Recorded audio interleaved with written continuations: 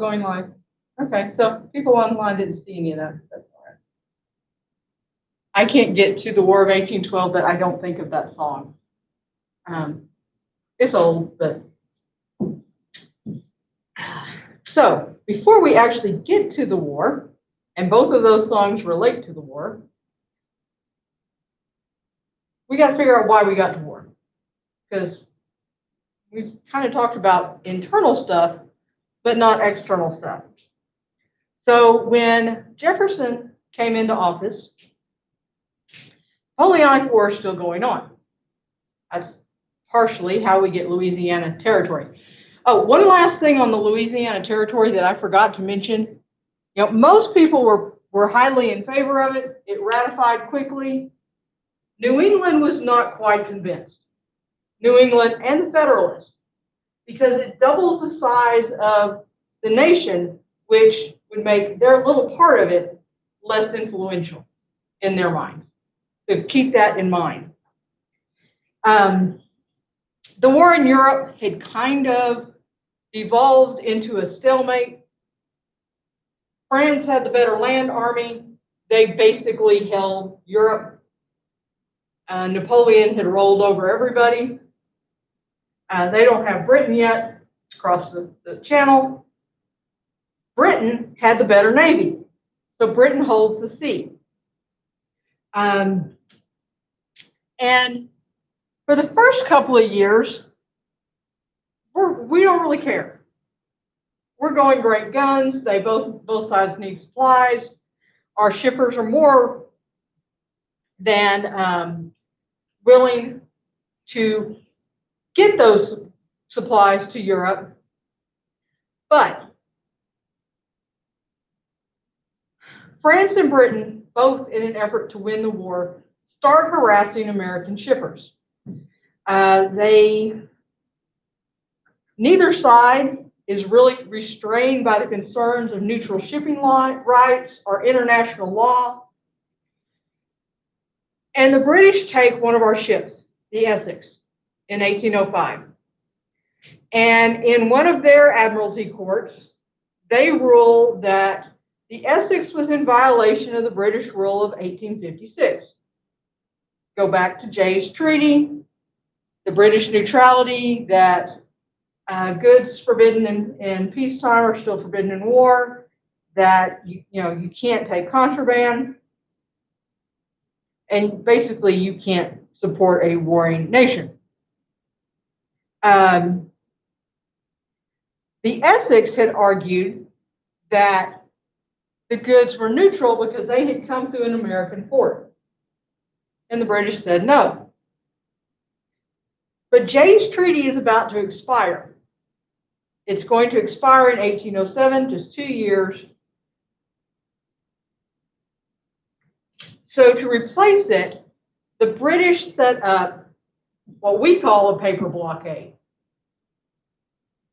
They declare that any shipper has to have a license from the British to bring goods into a British port. And they basically declare if you don't have this piece of paper from Britain and you're caught at sea, you're fair game. So vessels headed to Europe required a British license and were subject to inspection. The French countered with their own paper blockade. And it's paper blockade, not because you have to have a paper license, but because it's a blockade on paper and not an actual physical, we have ships blockading your harbor. They can't check every ship on the sea. They can check a lot of them. So the French retaliate with a couple of different decrees. They passed the Berlin Decree of 1806, because they've taken Germany, which declares a French blockade of the British Isles. Now, this is not something they could actually physically do. They didn't have the ships for that. Then they passed the Milan Decree of 1807, which said neutral ships complying with the British agreement were subject to seizure at continental ports. So if you were an American who had gotten the British license, and you sailed into a Spanish port, and the Spanish and the French authorities there, because Napoleon had taken that, they could seize your ship. So you really couldn't win for losing. You know, if you comply with one side, you're not complying with the other, vice versa. That didn't really slow American shippers down. You know, we were great at smuggling and blockade running, and they continued the trade, but it does cut into it some. And the British start taking ships again. And they renew that practice of impressment. Impressment had been practiced in the British Isles for a long time, where, you know, drunken sailor at a bar suddenly becomes a member of your ship. You know, no agreement to that, but he is. So what they would do is they would board American ships and start taking American sailors. They tried to only take British-born American sailors, but it's kind of hard to tell. And they didn't look that hard. Their theory was once an Englishman, always an Englishman. One man was hung because he was found to be a deserter from the British Navy, or at least that was what they claimed. And we were losing a lot of sailors, as well as a lot of ships. And it kind of comes to a peak in 1807 with the Chesapeake. The Chesapeake was not a merchant ship. It was a U.S. naval vessel. And it is stopped and boarded. They were unprepared and unable to defend themselves, and they ended up having to strike the colors and lose the ship. This incensed people at home, and the calls for war are starting. Where's my little changey thing keeps moving?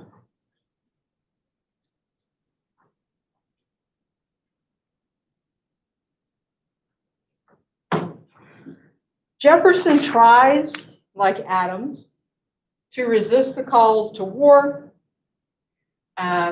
He's kind of roasted for it. And instead proposes an embargo. You know, we simply won't supply either side. We won't play their game. Well, sounds good on paper. Well, it really doesn't actually. This is one of those acts I look at and think, what were you thinking? He calls for it using the congressional power to regulate commerce, and it basically stops all exports of American goods and prohibits American ships from leaving foreign ports. So we're not shipping anything out. Our sailors that are in foreign ports are now stuck and can't come back. This is not the Revolutionary era. People are not willing to make that sacrifice. It could have worked if it had been a complete embargo and the British and the French weren't getting any supplies, but most shippers weren't willing to make that sacrifice, and they would run our own blockades. And it really actually just benefited the British shippers. Where it doesn't make sense to me is he's basically just shutting down trade. And how is that going to help the American people? It kind of revives the Federalist Party in New England. It's repealed after 15 months in 1809. And it makes Jefferson pretty unpopular for a while. And this happens right before an election. But Jefferson has already served his 2 terms. He is glad to be done with the splendid misery, as he put it, of the presidency, and he's ready to pass the torch. Now, while the embargo was unpopular, the Republicans are still the more popular party. They run James Madison for president and George Clinton for vice president. The Federalists run Charles Pinckney and Rufus King. Poor Rufus runs a lot. He never makes it. It's pretty much a landslide victory for Madison, 122 to 47. Madison is not quite as strong a personality as Jefferson. Now he has, oh, I'm sorry, I completely skipped the election thing. I'll give you all a second and then I'll switch over. Let me talk about Madison for a while. Madison has been highly involved since the Revolutionary era. He's been involved in every Congress, president, he's been vice president, but he's really kind of a mediocre executive. And he overestimates American diplomatic leverage and political strength.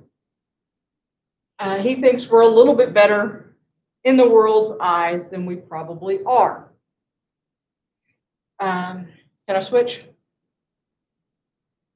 Okay. He tries to reopen trade with the world, minus the British and the French. Makes sense. They're the ones we have the issues with, but let's trade with everybody else. Problem is, everybody else is either under control of the British or the French. Napoleon pretty much holds Europe right now. We might get away with trading with South America or the West Indies, but even they are technically either French or under French or British control right now. It backfires,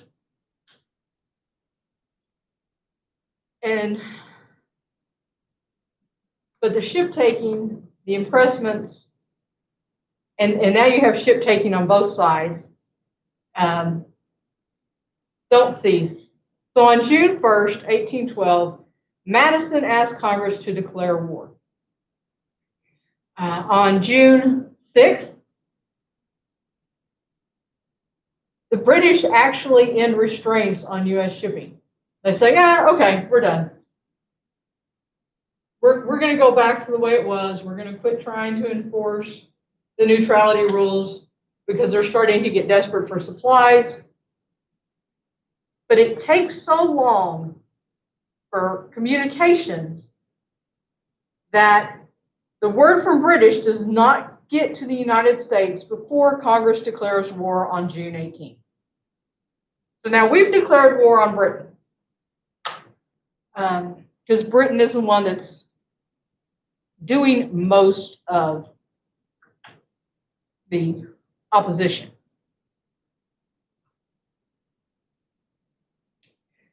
So the causes, which is basically what we've just talked about. Violation of shipping rights. That is the main cause for going to war. But there were some other littler things that were part of this. The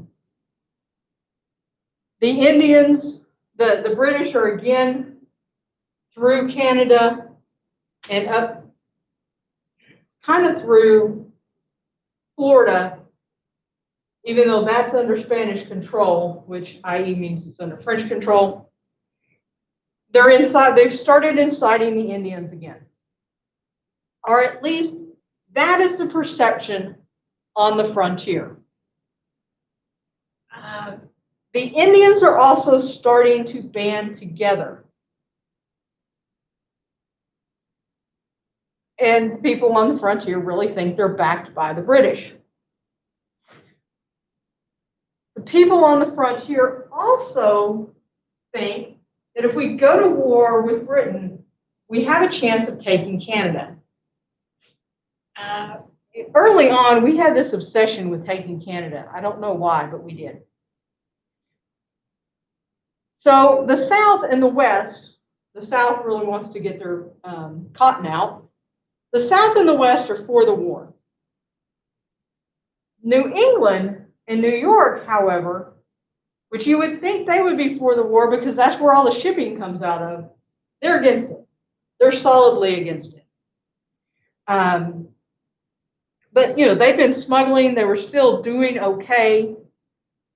And they feared, again, if we expand the territory, we're going to weaken their political power. We were not prepared to go to war. We've cut our military down to almost nothing. The Army had a strength of 6,700 men when we started the war. Financially, we don't have any surplus. We bought Louisiana, and Jefferson had practiced a frugal government and debt reduction, so money had gone to that, and the bank had expired. The bank had been chartered for 20 years, and Jefferson and Madison let it expire. You know, the bank was contrary to Jeffersonian ideas, even though Gallatin had convinced him it was necessary, but they let the bank expire. They're going to regret that. The only thing we had that was even partially prepared was the Navy. We had 16 Navy vessels, and they had all been tested in war. Because basically, we had fought an undeclared war with the French in on the open sea and the British. So, it is a sporadic war. We fight here, there, and yonder. I'm not going to go too deep into it. The war in the North, our attempts to take Canada. We really don't make a lot of gains there, but we win enough that we can say we didn't lose. And the big victory was by Admiral, who's not an admiral at this time, I think he's just a captain, Oliver Perry in 1813, who manages to defeat the British ship, the British fleet in the Great Lakes. This is where he gets to say, we have met the enemy and they are ours. He forced the British to evacuate Lake Erie and Upper Canada. That kind of takes care of the north part. In the south, you have more Indian attacks because the Indians see, you know, oh, they're fighting the British again. Maybe we could get something back. They're just, you know, they're distracted. So, and they are being egged on by the British. The Creek Indians attack Fort Mims. They kill 553 people. Most of them were, at least half were scalped or mutilated. This young military officer hears about it as he's recovering from a drunken stupor and leads the state militia to crush the Creek using Cherokee allies. Now, this is Andrew Jackson. Jackson forces the Treaty of Fort Jackson, which pushes the Creek out of Georgia. The Creek lose about a third of their property, or 2/3 of their property. They keep about a third of it, mostly in Alabama, but some in Georgia.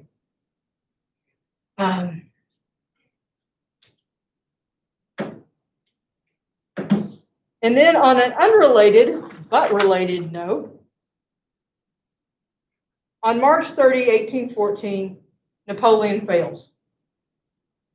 The British beat Napoleon in the Napoleonic Wars, so now they can turn their attention to these upstart Americans, because for at least the first 2 years of the war, they're fighting 2 different wars.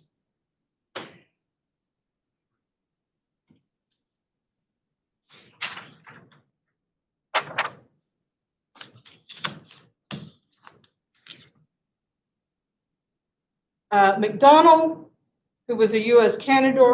Commodore, keeps the British from coming down from Canada, cuts them off there and keeps them there. The next round of fighting breaks out in the Chesapeake area. If you'll remember, we talked about the Chesapeake area during the Revolutionary War. Chesapeake Bay is not far from Washington, D.C., so the British march up and burn it. After they burn it, or while it's burning, and I don't know if this is good or bad, a tornado hits, which further damages the buildings that had been set on fire, but it also puts the fires out. And the weather pushes the British back. This is when they try to take Baltimore. There's about 1,000 Americans holding Fort McHenry. This is when Francis Key Scott writes Star Spangled Banner, which we were talking about. If you actually listen to the words and you know they're talking about a battle, it's really pretty. It's really very moving. But the big battle of the War of 1812 is the Battle of New Orleans. Andrew Jackson is now a 47-year-old major general. He is facing British General Sir Edwin Pakenham. Pakenham is coming in by sea. Pakenham is one of those arrogant British generals who looks down on the colonials, and in particular, Jackson's troops, because Jackson amasses a weird crew. He has Indian allies, he has state militia, he has regular army, he has free blacks, he has some slaves, he has some pirates. Jean Lafayette joins Jackson with the promise that the U.S. government will drop its charges because his men are under charges of piracy and other ill deeds. And they actually turn out to be very handy because they know how to handle a cannon. And they bring their cannon, which was very helpful. Pakenham is very cautious, which gives Jackson time to shore up the defenses, not just in New Orleans, but in Mobile, and he takes Pensacola, which ends any British hope of coming up from the south with Indian allies. Pakenham has around 8,000 men. Jackson has around 4,000. And they skirmish for a while, but the big battle is on January 18, 1885, where Jackson supposedly said, "Don't shoot until you see the whites of their eyes," which is also a repeat from something someone said during the Revolution.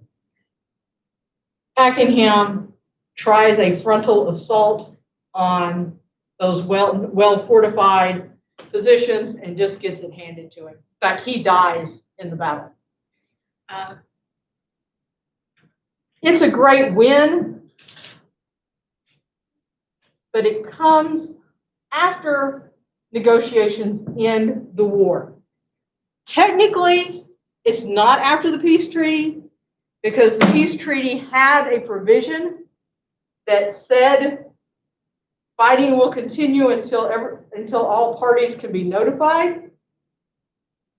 And they obviously had not been notified, but the negotiations had ended and were signed on Christmas Eve, 1814.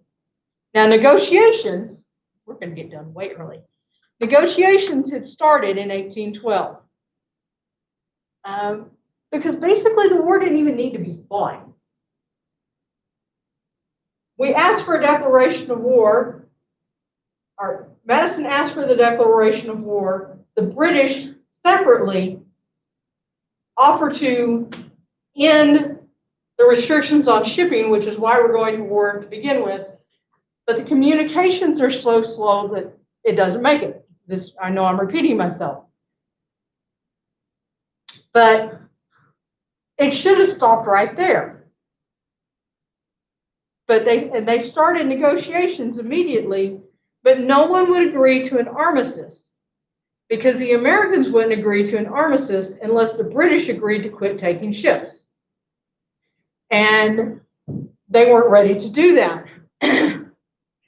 Serious talks will start in 1814. There's some other things that the Russians get involved. The Russians were an ally of the British during the Napoleonic War. The Tsar offers to mediate for between the Americans and the British, but he's off at battle, so they have to wait 6 months in what is now St. Petersburg, and then they get frustrated and decide, no, we can just negotiate ourselves. We go back to London.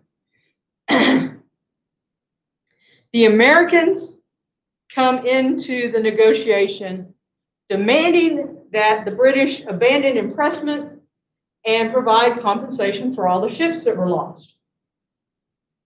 Fairly reasonable. The British demand territory in New York and Maine. They demand the removal of U.S. warships in the Great Lakes. They want the creation of an Indian buffer state between the Americas and Canada. They want trading rights on the Mississippi. And they want abandonment of the U.S. fishing rights off of Newfoundland that have been in place since before the Revolutionary War. So they come in asking for a lot. The negotiators are Henry Clay and Jonathan Russell, Albert Gallatin, James Bayard, and John Quincy Adams. And they say basically, no, if you don't drop your demands, we're not negotiating. And the British pretty much say the same thing. And one by one, all the demands are dropped. They basically agree to end the war.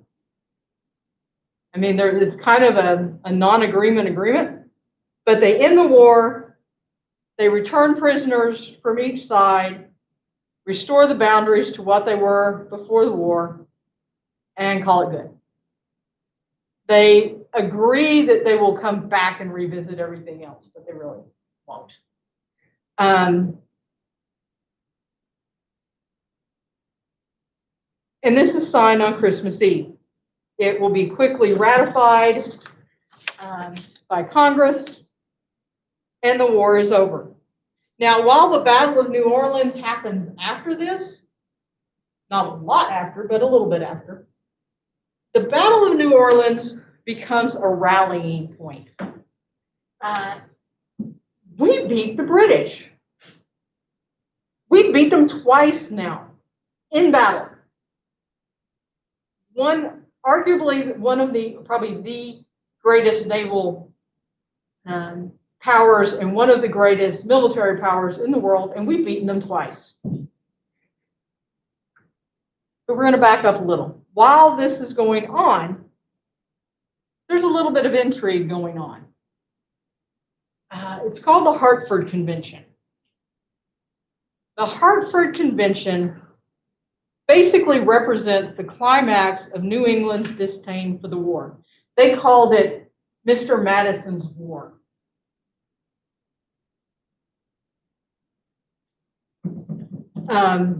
New England and New York had basically stayed aloof from the war. Massachusetts and Connecticut had refused to supply militia. They sold goods to the British troops. They also continued their smuggling, but they didn't help the war cause. They were very much opposed to Mr. Madison's war. Most of these politically are Federalists. And they meet In December 1815, to decide what they're going to ask for. They're going to make demands on the federal government as the Federalist Party, and they want to limit Republican and Southern influence. This is a desperate move by a dying party. Jefferson has expanded the Republican base. He's even got John Quincy Adams to come over. And he added all this Western territory that is going to support the Republicans. The Federalists are shrinking smaller and smaller. And so they demand, or they decide they're going to propose new amendments to the Constitution. They want to abolish counting slaves for representation, keep it for taxes, but not for representation. They want 3/4 of the representatives' approval for wars or new states, which would give them more of a fighting chance of blocking it. They wanted a law that said no embargoes could last more than 60 days. They wanted no foreign-born office holders, one-term presidency, and no repeat presidencies from the same state. So Jefferson had been from Virginia, Madison had been from Virginia. If they had gotten what they want, that couldn't happen, or it couldn't happen again. They really don't go very far. I said 15. This actually happens in 14. It's December of 14. That date is wrong on mine. That should be December 14th. Sorry. When I read that, I thought that didn't sound right. They end the meeting with another planned meeting in Boston. And the planned meeting in Boston has veiled threats of secession in it. And it's a fatal blow for the Federalists because the war ends before they can do anything. And as the war ends, this is happening as the war is ending. They look like fools because the war's over and it was successfully won and everybody's really happy about it. There is an intense amount of patriotism that comes out of the War of 1812, and it's a fatal blow for the Federalists.